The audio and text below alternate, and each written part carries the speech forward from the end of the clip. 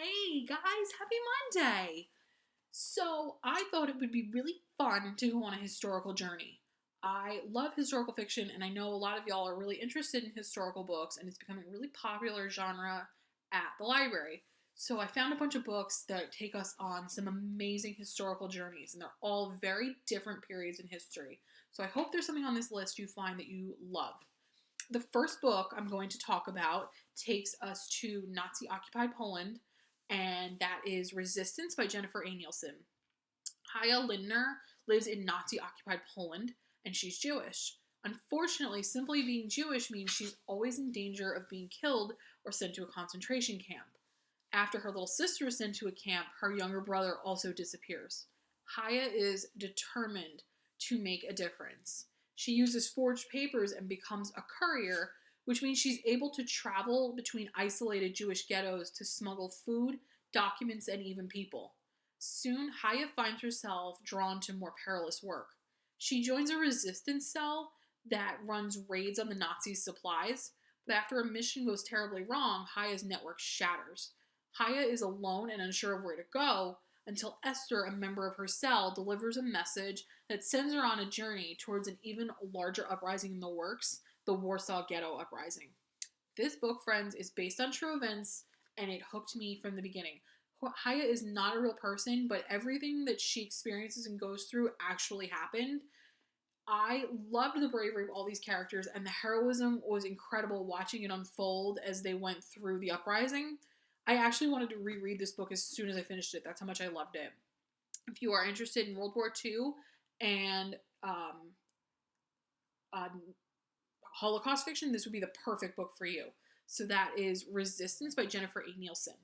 The next book I'm going to recommend is going to take us to back to America, and we're going to look at the civil rights movement and segregation. That book is The Lions of Little Rock by Kristen Levine.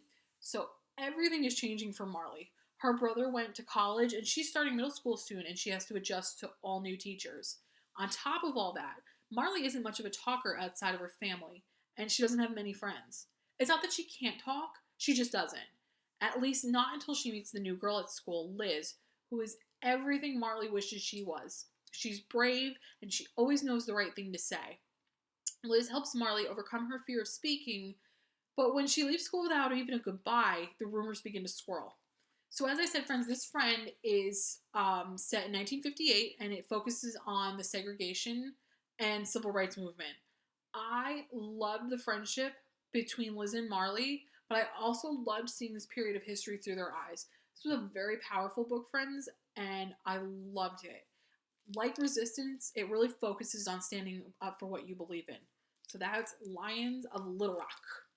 The next book I'm going to recommend takes us to a very different period in history, one that I've never really seen in a middle grade book. It focuses on what's called the Iranian conflict.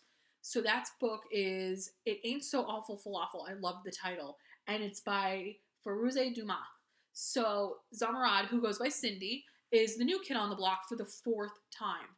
Newport Beach in California is her family's newest home, and she's determined to start fresh. It's the late 1970s, and fitting in, unfortunately, becomes really hard for her as Iran makes U.S. headlines with protests, revolutions, and strife, even with America.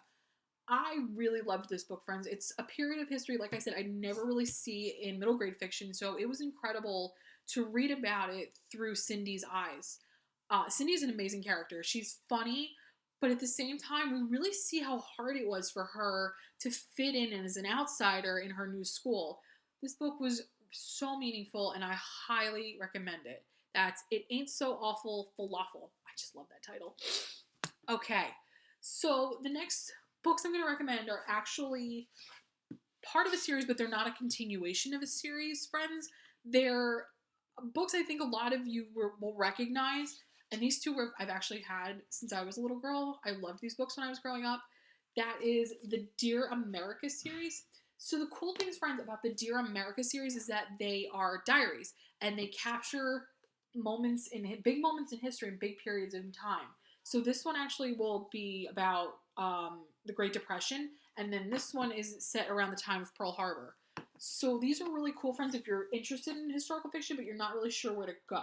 There's a lot of different time periods and events that you can pick from. And what's really cool about these, friends, is that they're available on eLibrary NJ as audiobooks and ebooks, and there's a lot of them to choose from.